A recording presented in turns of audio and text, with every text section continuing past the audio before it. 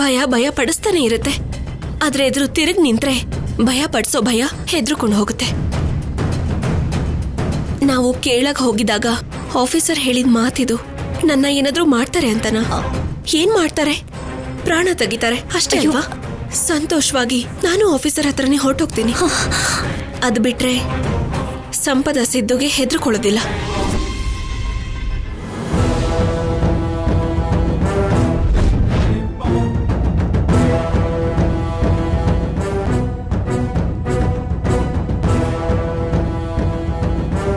ಸಿದ್ದು ಸಂಪದನ ಮದ್ವೆ ಮಾಡ್ಕೊಂಡಿದ್ದಾನ. ನನ್ನ ಹತ್ರ ಒಂದ್ ಮಾತು ಕೂಡ ಹೇಳಿಲ್ಲ ಅಲ್ವಾ? ಮಾಡ್ತೀನಿ ಅವನಿಗೆ.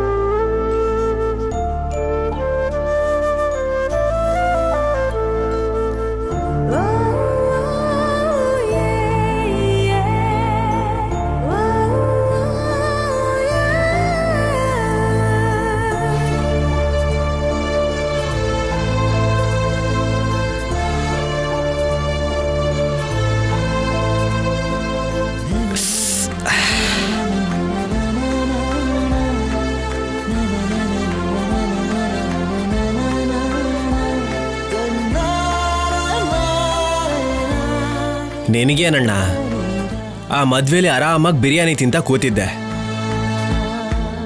ನನ್ಗಂತೂ ನೀನು ಎಲ್ಲಿದ್ಯೋ ಅಂತ ಅರ್ಥ ಆಗದೆ ಹುಡುಕಿ ಸತ್ತೆ. ಅಣ್ಣ, ನಿನಗೊಂದು ವಿಷಯ ಹೇಳಬೇಕು. ನೆನ್ನೆ ನಿನ್ ಹುಡುಗಿ ಲಾಠಿ ಎಸ್ದಾಗ ಪಲ್ಟಿ ಹೊಡೆದೆ ಅಲ್ವಾ? ಆವಾಗ ನಿನ್ ಹುಡುಗಿ ಪಕ್ಕದಲ್ಲಿದ್ದ ಇನ್ನೊಂದು ಹುಡುಗಿ ನಾನು ಬಿಡ್ದೇನೆ ನನ್ನನ್ನು ಹಿಡ್ಕೊಂಡೇ ಇದ್ಲು.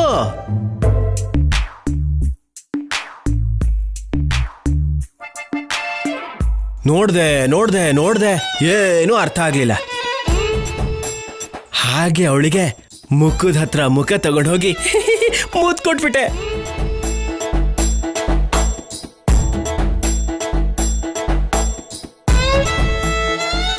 ಹಾಗೆ ಮಾಡಿದಕ್ಕೆ ಆ ಹುಡುಗಿ ಶಾಕಲ್ಲಿ ಬಿದ್ದೇ ಹೋದ್ಲು.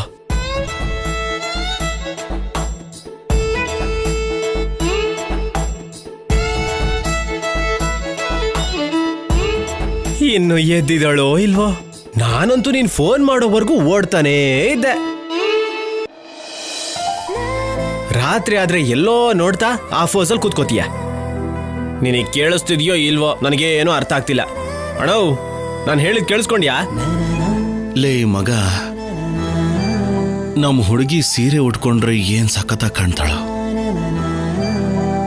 ಪೊಲೀಸ್ ಯೂನಿಫಾರ್ಮ್ ಹಾಕೊಂಡ್ರೆ ನನ್ನ ಹುಡುಗಿ ಅಂದ ಗೊತ್ತಾಗಲ್ಲ ಕಣೋ.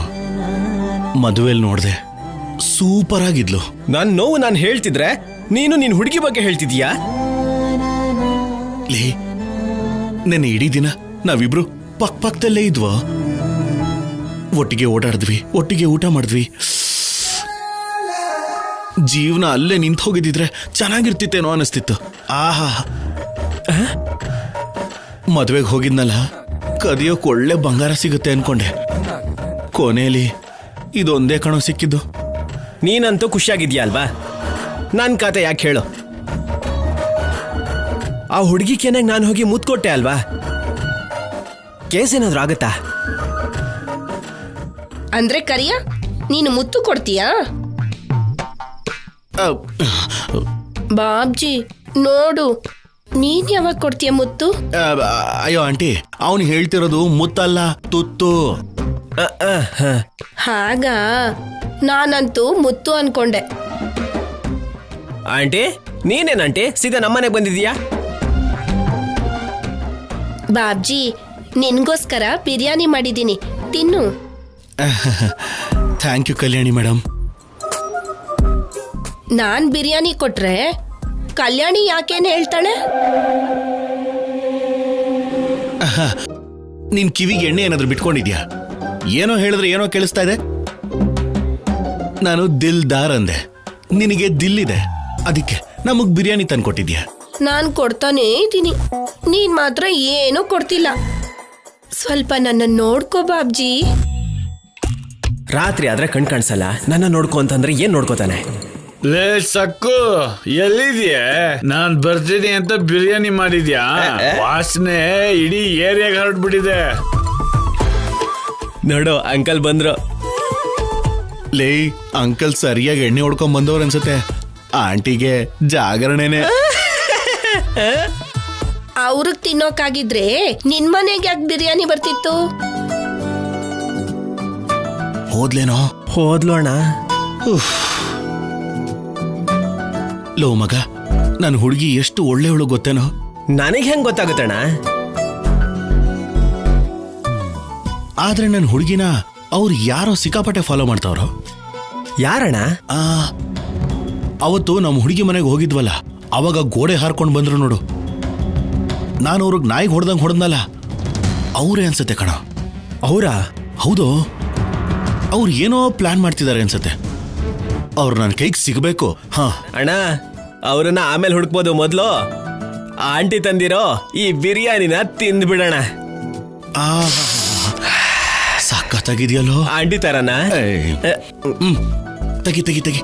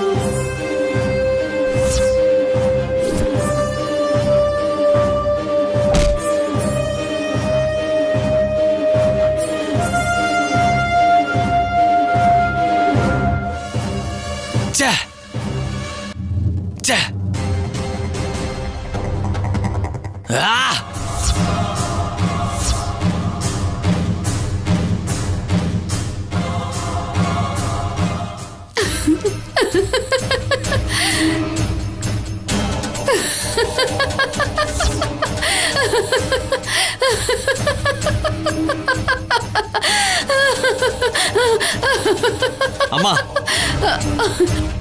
ಮರ್ಯಾದೆಯಿಂದ ನಗೋದ್ ನಿಲ್ಸು. ಇಲ್ಲಿ ನಾವೇ ಭಯ ಪಡ್ತಿದ್ರೆ ನಗೋ ರೋಗ ಅವತ್ತಿಂದ ಇವತ್ತುವರೆಗೂ ಕಡಿಮೆನೇ ಆಗಿಲ್ಲ. ಮತ್ತೆ ಕರ್ಕೊಂಡು ಹೋಗಿ ಹಾಸ್ಪಿಟಲ್ ಸೇರಿಸು ಅಂತೀಯಾ? ನಿಮ್ಮನ್ನ ನೋಡ್ತಿದ್ರೆ ನಗು ಬರ್ದೆ ಇನ್ನೇನಾಗುತ್ತೋ ಸಿದ್ದು? ಮಾಡಿದ ಪಾಪ ಸುಮ್ನೆ ಬಿಡುತ್ತಾ? ದುಡ್ಡುಗೋಸ್ಕರ ಬಂಗಾರಕ್ಕೋಸ್ಕರ ಆ ಶೌರ್ಯನ ಸಾಯಿಸಿ ಪಾಪ ಕಟ್ಕೊಂಡ್ರಿ. ಈಗ ನೀವ್ ಏನೇ ಮಾಡಿದ್ರು ಎಲ್ಲ ವ್ಯರ್ಥನೆ. ಅವನಿದ್ದಾಗ ಅಂದ್ರೆ ನಮ್ ಪ್ಲಾನ್ ಹೇಗೂ ನಡೀಲಿಲ್ಲ. ಅವ್ನು ಹೋದ್ಮೇಲೂ ಕೂಡ ನಡೀದೇನೆ ಯಾವುದೋ ಒಂದು ಕಾರಣದಿಂದ ಪ್ಲಾನ್ ಹಾಳಾಗ್ತಾನೆ ಇದೆ. ಹೌದು ಸಿದ್ದು, ಶೌರ್ಯನಾತ್ಮ ಕಲ್ಯಾಣಿನ ಕವರ್ ಮಾಡ್ತಿದೆ. ಅದಕ್ಕೆ ಒಂಟಿ ಆಗಿದ್ದಾಳೆ ಅನ್ಕೋತಿರೋ ಕಲ್ಯಾಣಿನ ನಾವೇನು ಮಾಡಕ್ಕಾಗ್ತಿಲ್ಲ. ಅವನ್ ದೆವ್ವ ಆಗಿದ್ದಾನೆ, ಮಾಯ ಆಗಿದ್ದಾನೆ, ಕಲ್ಯಾಣಿ ಹಿಂದೆ ಇದ್ದಾನೆ. ಇದಲ್ಲ ಸ್ಯಾಮ್ ನನಗೆ ಬೇಕಾಗಿರೋದು. ಅಷ್ಟಕ್ಕೂ ನಾವು ಮದ್ವೆ ಮಾಡ್ಕೊಂಡಿರೋ ಮದ್ವೆ ಫೋಟೋಗಳು ಹೇಗ್ ಹೊರಗಡೆ ಬಂತು? ಫೋಟೋ ಬದಲಾಯಿಸೋದ್ರಲ್ಲಿ ಏನಿದೆ? ನೀವಿಬ್ರು ಗಂಡ ಹೆಂಡ್ತಿನೋ ಅಲ್ವೋ? ಅಮ್ಮ, ನಾವ್ ಎಂತ ಪ್ಲಾನ್ ಮಾಡ್ಕೊಂಡಿದ್ವೋ ನಿನಗೆ ಗೊತ್ತಿಲ್ಲ. ವಿಷಯ ಗೊತ್ತಿಲ್ದೇರ ಏನು ಮಾತಾಡ್ಬೇಡ. ನನ್ನ ಬಗ್ಗೆ ಗೊತ್ತಿಲ್ದಿರೋ ಕುಟುಂಬ ಹ್ಯಾಪಿ ಆಗಿ ಆ ದೊಡ್ಡ ಫ್ಯಾಮಿಲಿ ಒಳಗೆ ಹೋದ್ರೆ ನಾನು ಅನ್ಕೊಂಡಿದ್ದು ನಡೆಯುತ್ತೆ ಅನ್ಕೊಂಡಿದ್ದೆ. ಅದಕ್ಕೆ ಮದುವೆ ಗಂಡಿನ ಹಾಗೆ ಹೋಗಿ ಆ ಕಾಂತಮ್ಮನ ಆಸ್ತಿನ ಪೂರ್ತಿ ಹೊಡಿಬೇಕು ಅಂತ ಪ್ಲಾನ್ ಮಾಡಿದ್ದು. ಮದ್ವೆ ನಡೆಯೋವರೆಗೂ ನನ್ನ ಬಗ್ಗೆ ಬೈಲಾಗದೆ ಇದ್ದಿದ್ರೆ ನಾನು ಅನ್ಕೊಂಡಿದ್ದು ಆಸ್ ಇಟ್ ಈಸ್ ಆಗಿ ನಡೀತಿತ್ತು. ಆಸ್ತಿ ಪೂರ್ತಿ ನಂದಾಗ್ತಿತ್ತು. ಆದ್ರೆ ನಮ್ಮ ಮದ್ವೆ ಫೋಟೋ ಬೈಲಾಗಿದ್ದಕ್ಕೆ ನಮ್ಮ ಪ್ಲಾನ್ ಪೂರ್ತಿ ನಾಶ ಆಗೋಯ್ತು ಅಮ್ಮ. ಒಂದ್ ವೇಳೆ ನಮ್ಮ ಮನ್ಸಲ್ಲಿ ಏನಿದೆ ಅಂತ ಶೌರ್ಯನಾತ್ಮ ಕಂಡುಹಿಡಿಯುತ್ತಾ ಸಿದ್ದು? ಏಯ್, ನೀನ್ ಸುಮ್ನೆ ಆತ್ಮ ಆತ್ಮ ಅಂತ ಹೇಳ್ಬೇಡ್ವೆ. ಅಲ್ಲಿವರೆಗೂ ಬಂದಿದ್ದ ಆತ್ಮ ಇಲ್ಲಿಗೆ ಬರ್ದೇ ಇರುತ್ತಾ? ಮೊದ್ಲೇ ಕತ್ಲೆ ಆಗ್ತಿದೆ. ರಾತ್ರಿ ಆದ್ರೆ ಕೆಲ್ಸದ ಮೇಲೆ ಆಚೆ ಹೋಗೋಣ ಅನ್ಕೊಂಡ್ರೆ ಕಾಲಿಡೋಕ್ಕೂ ಭಯ ಆಗ್ತಿದೆ. ನನ್ ಕರ್ಮಕ್ಕೆ ಮೈ ಮೇಲೆ ಬೆಕ್ಕೋ ಗಿಕ್ಕೋ ಬಿದ್ರೆ ಆ ಶೌರ್ಯನೇ ಬಂದೇನೋ ಅಂತ ಸತ್ರು ಸಾಯ್ಬೋದು.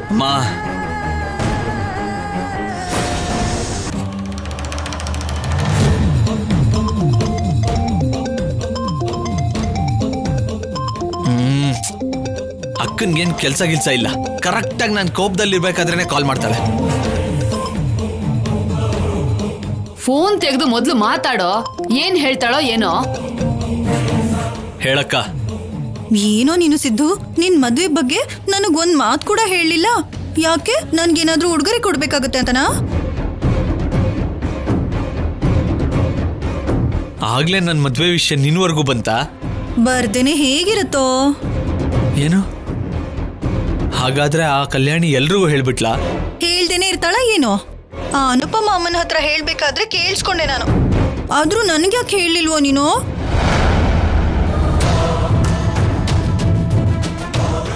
ಯಾಕೆ ಹೇಳಿಲ್ಲ ಅಂತ ಸ್ವಲ್ಪ ದಿನ ಹೋದ್ರೆ ನಿಮ್ಗೆ ಗೊತ್ತಾಗುತ್ತೆ. ಅದಲ್ಲ ಸಿದ್ದು, ಸ್ವಂತ ಅಕ್ಕ ನಾನು. ನನಗ್ ಕೂಡ ಹೇಳ್ದೆ ಏನೋ ಇದು. ಅಕ್ಕ, ಇವಾಗ ನಿನ್ ಜೊತೆ ಪ್ರಶಾಂತವಾಗಿ ಮಾತಾಡೋ ಮೂಡಲ್ಲಿ ನಾನಿಲ್ಲ. ದಯವಿಟ್ಟು ಕಾಲ್ ಕಟ್ ಮಾಡು. ಅಯ್ಯೋ ಸಿದ್ದು ರೀ,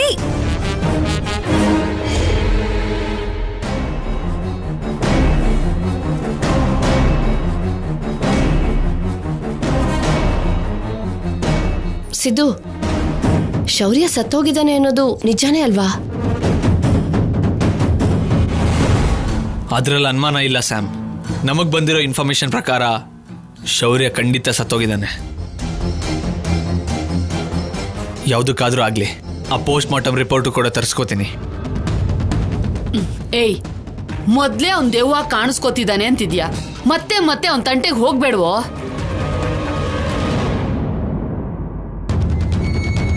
ಬದುಕಿದಾಗ್ಲೇ ನಿಮ್ಮನ್ನ ಊರ್ ತುಂಬಾ ಓಡಾಡ್ಸಿದಾನೆ. ಸತ್ತು ಆತ್ಮ ಆಗಿ ಓಡಾಡ್ತಿದ್ದಾನೆ ಅಂದ್ರೆ ಇನ್ನೇನ್ ಮಾಡ್ತಾನೋ, ಇನ್ನೆಲ್ಲಿ ಓಡಾಡಿಸ್ತಾನೋ ನಿಮ್ಮನ್ನ.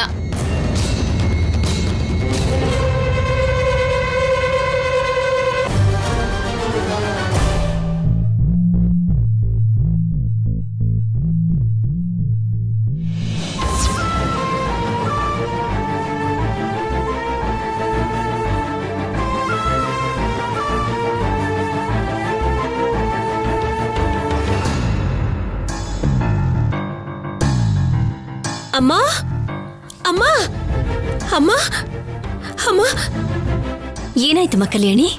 ಯಾಕೆ ಹಕ್ಕುಕೊಂಡೆ? ಕಂದನ್ ಮೈಯೇ ಸುಟ್ಟು ಹೋಗ್ತಿದೆ ಅಮ್ಮ. ಅಯ್ಯೋ ಅಯ್ಯೋ, ತುಂಬಾ ಜ್ವರ ಬಂದಿರೋ ಹಾಗಿದೆಯಲ್ಲ. ನಾನು ಹೋಗಿ ಡಾಕ್ಟರ್ನ ಕರ್ಕೊಂಡು ಬನ್ನಿ ಅಂತ ಹೇಳ್ತೀನಿ.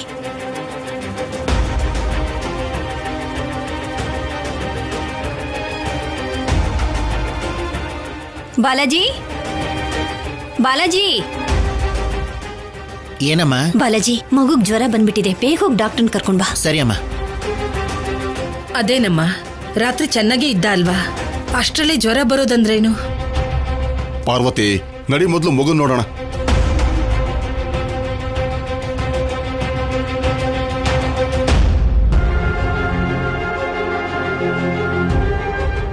ಅಯ್ಯಯ್ಯೋ, ಮೈ ಇಷ್ಟೊಂದು ಸುಡ್ತಿದ್ಯಲ್ಲ, ಯಾಕೆ? ಏನ್ರಿ? ಹೌದು,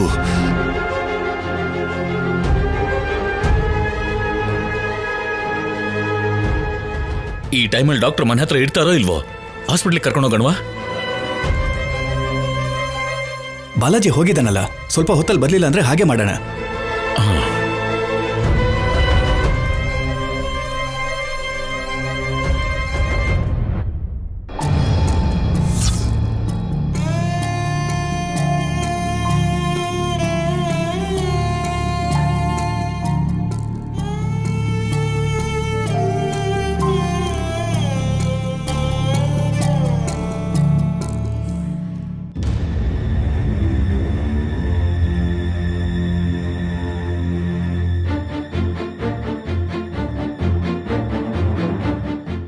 ಬನ್ನಿ ಡಾಕ್ಟ್ರೆ. ನಮಸ್ಕಾರ ಡಾಕ್ಟ್ರೆ. ನಮಸ್ಕಾರ. ಮಗುಗೆ ಇದ್ದಕ್ಕಿದ್ದ ಹಾಗೆ ಜ್ವರ ಬಂದ್ಬಿಟ್ಟಿದೆ, ಸ್ವಲ್ಪ ನೋಡಿ ಡಾಕ್ಟ್ರೆ. ನೋಡಿ. ಓಕೆ.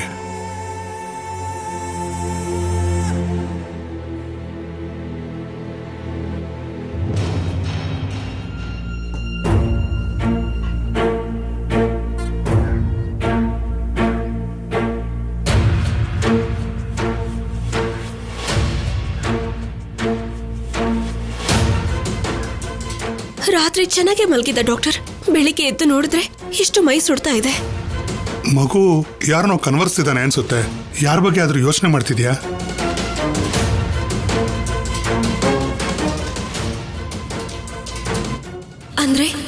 ನಿಜವಾಗ್ಲೂ ಆ ಕಳ್ಳ ಬಾಬ್ಜಿ ಮನೆಗೆ ಬಂದಿದ್ನ? ಕಂದ ಬಾಬ್ಜಿನ ನೋಡಿ ಆಫೀಸರ್ ಅನ್ಕೊಂಡು ಕನ್ವರಿಸ್ತಿದ್ದನ?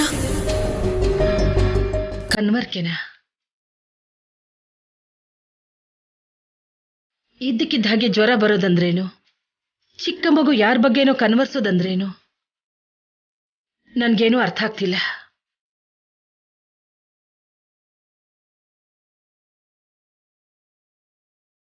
ಎಲ್ಲ ನಿನ್ ಮೊಮ್ಮಗಳು ಪುಣ್ಯನೇನಮ್ಮ. ಕೆಲ್ಸದ ಹೆಸರಲ್ಲಿ ಊರಲ್ಲಿ ಎಲ್ಲೆಲ್ಲೋ ತಿರ್ಗಾಡ್ಕೊಂಡ್ ಬರ್ತಾಳೆ. ಯಾವ ಗಾಳಿನೋ ಸೋಕಿರತ್ತೆ, ಮಗುಗ್ ಜ್ವರ ಬಂದಿರತ್ತೆ. ಮನೇಲಿ ನೀನ್ ಇರ್ಬೇಕಾದ್ರೆ ಯಾವ ಗಾಳಿ ಆದ್ರೂ ಹೊಸಲ್ ದಾಟಿ ಅಷ್ಟು ಧೈರ್ಯವಾಗಿ ಒಳಗೆ ಬರುತ್ತಾ? ಇಲ್ಲಾಂದ್ರೆ ಏನು, ಚಿಕ್ಕ ಮಗುಗೆ ಹುಷಾರಿಲ್ಲ ಅಂತ ಎಲ್ರು ಭಯ ಪಡ್ತಾ ಇದ್ರೆ ಅದಕ್ಕೂ ಕೂಡ ಕಲ್ಯಾಣಿನ ಕಾರಣ ಹೋಗಿ ಮಾತಾಡ್ತಿದ್ಯಲ್ಲ. ಮಗು ಮೇಲೆ ನನಗ್ ಪ್ರೀತಿ ಇಲ್ಲ ಅನ್ನೋ ಹಾಗೆ ಮಾತಾಡ್ತಾ ಇದೀರಲ್ಲ. ಅಬ್ಬಬ್ಬಬ್ಬ, ಸ್ವಲ್ಪ ಹೊತ್ತು ಮಾತಾಡದೆ ಇರ್ತೀಯಾ? ಡಾಕ್ಟರ್ ನೋಡ್ತಿದಾರಲ್ವಾ?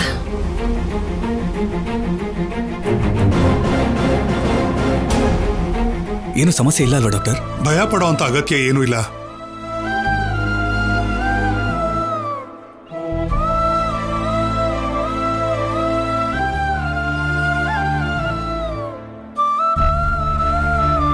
ಈ ಟ್ಯಾಬ್ಲೆಟ್ಸ್ನ ಅರ್ಧನೇ 3 ಹೊತ್ತು ಕೊಡಿ. ನಾನೇನು ಬರ್ತೀನಿ. ಸರಿ ಡಾಕ್ಟರ್. ನಾನು ತಗೊಂಬರ್ತೀನಿ ಬಿಡಿ.